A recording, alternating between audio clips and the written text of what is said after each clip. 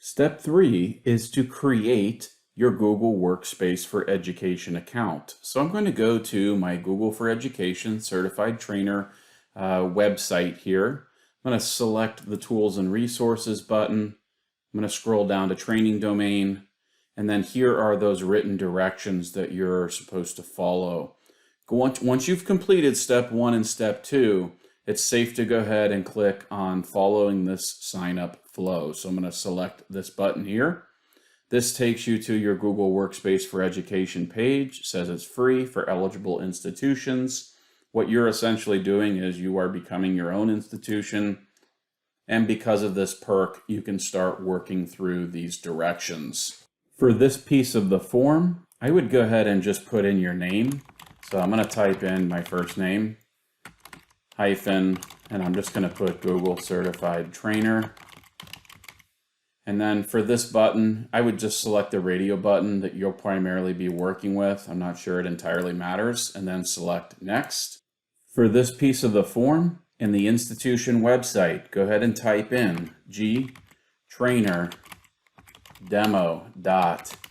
The domain you purchased, in my case, lshanafelt.com. Don't you type that in. You got to put your domain in, gtrainerdemo.lshanafelt.com. Then select just a random number here. Doesn't necessarily matter.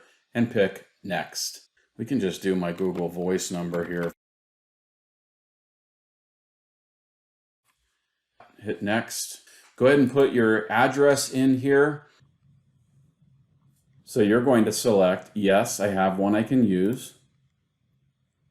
What's your institution's domain name? So you are going to put in here gtrainerdemo. The domain you purchased.com. Then go ahead and select Next. Mine's going to say this domain is already in use.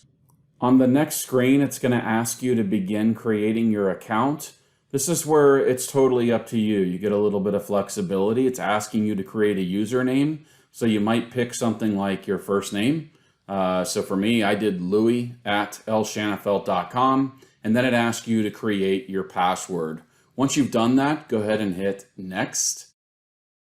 If you're asked other questions like, do you want to share great ideas with Google? That's up to you. That's a personal preference. Go ahead and select OK or no thanks. You'll then probably be prompted to accept the terms and conditions. Once you've read through those, go ahead and select Agree and Continue. And the final step here is that it appears Google is finally trying to create this account for you. So you'll see a window that probably says you're almost done creating your account.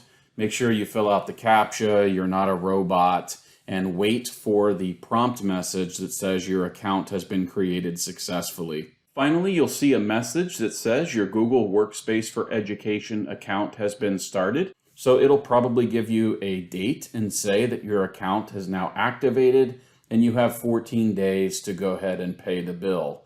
Obviously, we aren't paying the bill. We get this as a perk. It's free. They will authenticate manually your process of filling out all this information. And then your trial will then become a free subscription before those 14 days are up, provided you filled out all the information correctly. This is the conclusion of step 3, which is the creation of your Google Workspace for Education account.